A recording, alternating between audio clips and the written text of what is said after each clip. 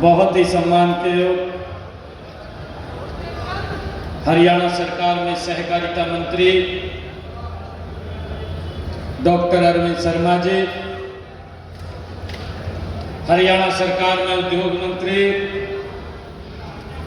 राव नरवीर सिंह जी, गुड़गांव से हमारे लोकप्रिय विधायक मुकेश शर्मा जी,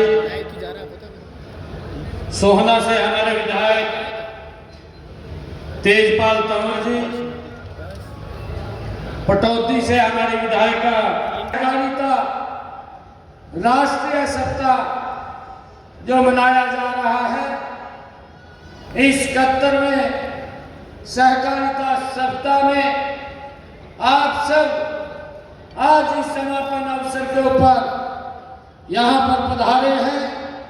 हरियाणा के कोने कोने से आप लोग यहाँ आए हैं, भारी संख्या में हमारी मातृशक्ति आई है, सभी महानुभाव आए हैं, आप यहाँ पधारे।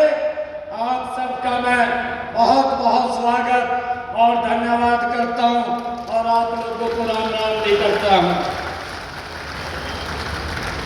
मुझे आज यहाँ राज्य स्तरीय 71वें सप्ताह के समापन समारोह के अवसर पर हरियाणा प्रदेश के सहकार बंधुओं के बीच आकर बड़ा हर्ष का अनुभव हो रहा है।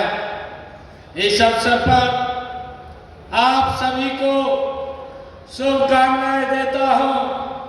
वह इतनी बड़ी तादाद में इस समारोह में हिस्सा लेने पर आपका हार्दिक अभिनंदन करता हूं।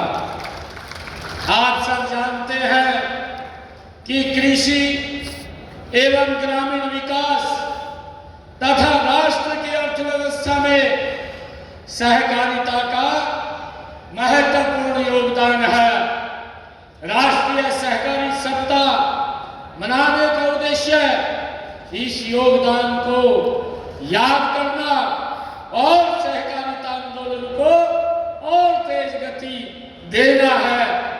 इस 71वें राष्ट्रीय सहकारिता सप्ताह का विषय विकसित भारत के निर्माण में सहकारिताओं की भूमिका है।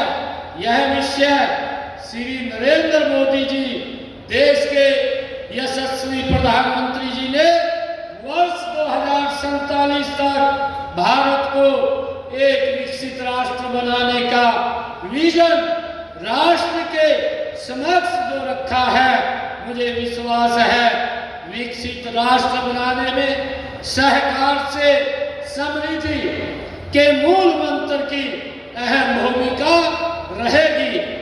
आज इस सहकारी सप्ताह के आयोजन का समापन हो रहा है। मुझे विश्वास है कि इस दौरान जो विचार मंथन हुआ है उसके बड़े ही सार्थक परिणाम होंगे। इससे सहकारिता क्षेत्र को एक नई दिशा मिलेगी और सहकार बंधुओं में नए उत्साह का संचार होगा। सहकारिता सदियों से मानव मात्र को मिलजुल कर रहना सिखाती है। प्राचीन भारत की ग्राम अर्थव्यवस्था में सहकारिता ही काम करती रही है। आपस में मिलजुल कर काम करने से ही हमारा समाज आत्मनिर्भर था। सहकारिता केवल एक व्यवस्था नहीं है, सहकारिता एक भावना है। सहकार की यही भावना कई व्यवस्थाओं और संसाधनों की सीमाओं से परे आश्चर्यजनक परिणाम देती है। सहकारिता जीवन यापन से जुड़ी एक सामान्य गतिविधि को बड़ी औद्योगिक क्षमता में बदल सकती है।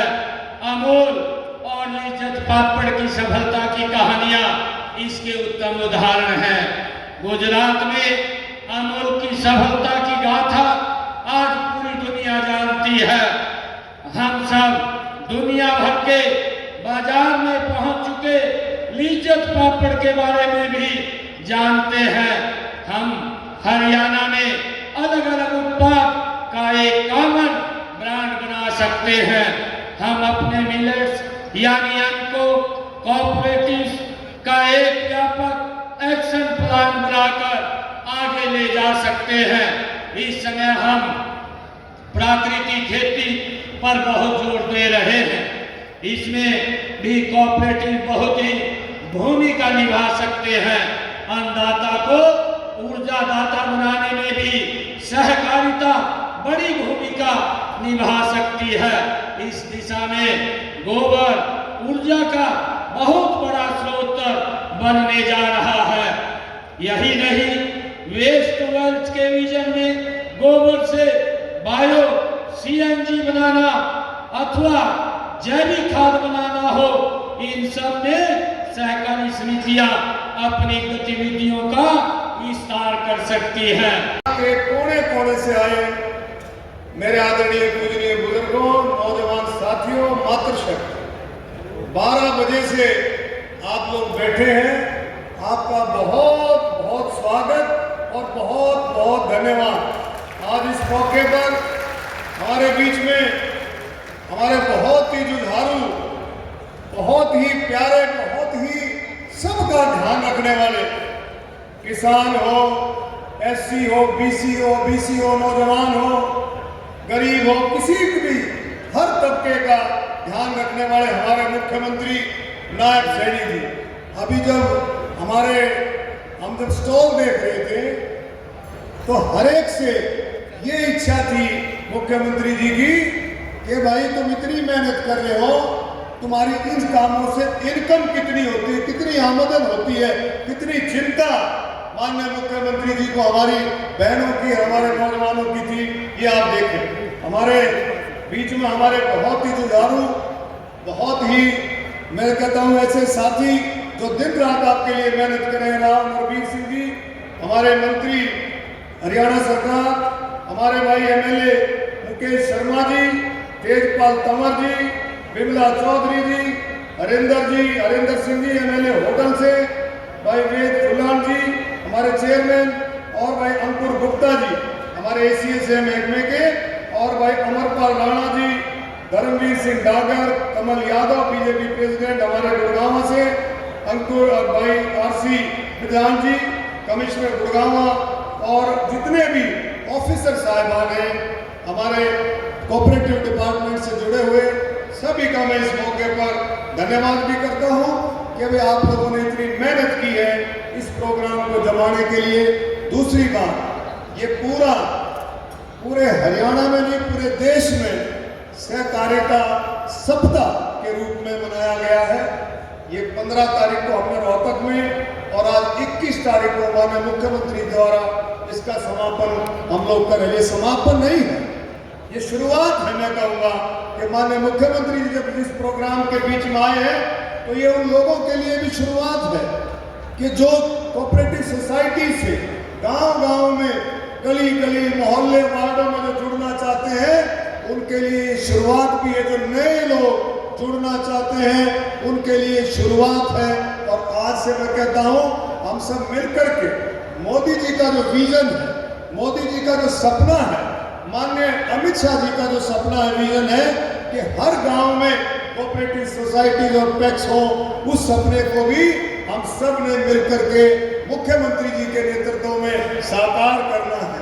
हरियाणा में माननीय मुख्यमंत्री जी लगभग 33,000 कोऑपरेटिव सोसाइटीज हैं हरियाणा के अंदर, और लगभग 50 लाख से 54 लाख लोग, 55 लाख लोग कोऑपरेटिव सोसाइटियों के जरिए से जुड़े हुए हैं। बहुत मेहनत के साथ, आपके नेतृत्व में ये लोग काम कर, आपने देख लिया, एग्जीबिशन के जरिए से आपने देख लिया कि किस तरह से हर एक डिपार्टमेंट अपने अपने तरीके से काम कर रहा है।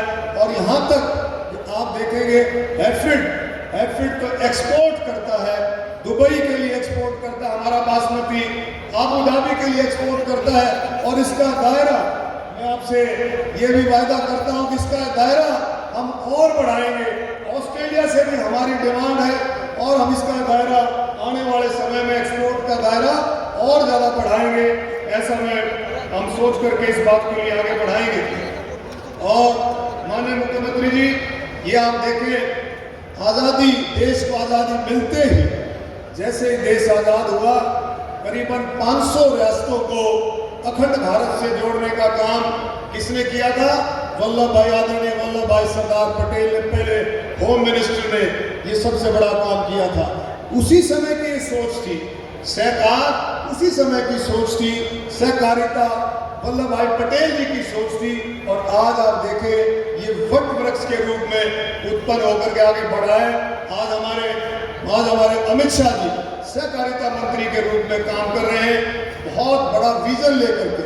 और एक और आपको माननीय मुख्यमंत्री, एक और खुशी की बात है कि आने वाला 2025 का साल, आने वाला 2025 का साल में संयुक्त राष्ट्र ने ये अनाउंसमेंट की है कि आने वाला साल अंतर्राष्ट्रीय सहकारिता वर्ष के रूप में उसको मनाया जाएगा। इस बात के लिए कितनी खुशी की बात है, क्योंकि यूएनओ में भी आपको समझ के आ गया होगा कि जो माननीय प्रधानमंत्री मोदी जी तय करते हैं वही यूएनओ करता है। तो आप समझ सकते हैं, सहकारिता एक बेहतर दुनिया का निर्माण करती है। इस थीम के साथ 2025 में हम आगे बढ़ेंगे और मुझे पूरी उम्मीद है कि हरियाणा भी इसमें कहीं पीछे नहीं रहेगा। जो ये सपना है, जो हमने ये सप्ताह मनाया है विकसित भारत के लिए सहकारिताओं का योगदान, इस सप्ताह को हमने ये थीम रखा था। और आने वाले समय में इसमें भी कोई दो राय नहीं है कि हरियाणा विकसित भारत के निर्माण में नायब सैनी जी के नेतृत्व में कहीं पीछे नहीं हटेगा। हरियाणा का एक हरियाणा वासी एक लगन के साथ, एक संकल्प के साथ मोदी जी के नेतृत्व में विकसित भारत, आत्मनिर्भर भारत के निर्माण में अपनी भूमिका तय भी करेगा और उसके लिए काम में जुट भी गया है। तो मैं सभी का इस मौके पर फिर से धन्यवाद करता हूं।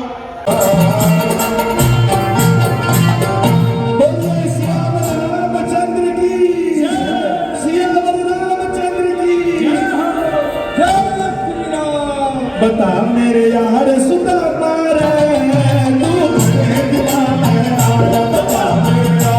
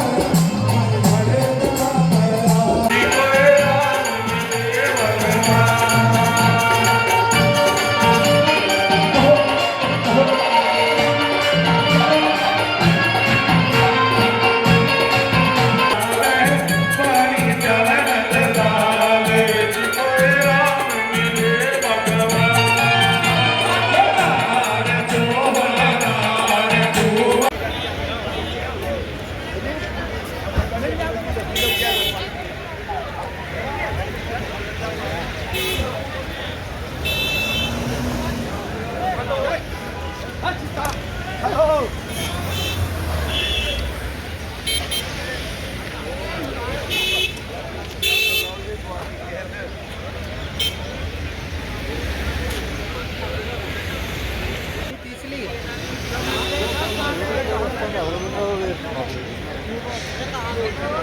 Gracias.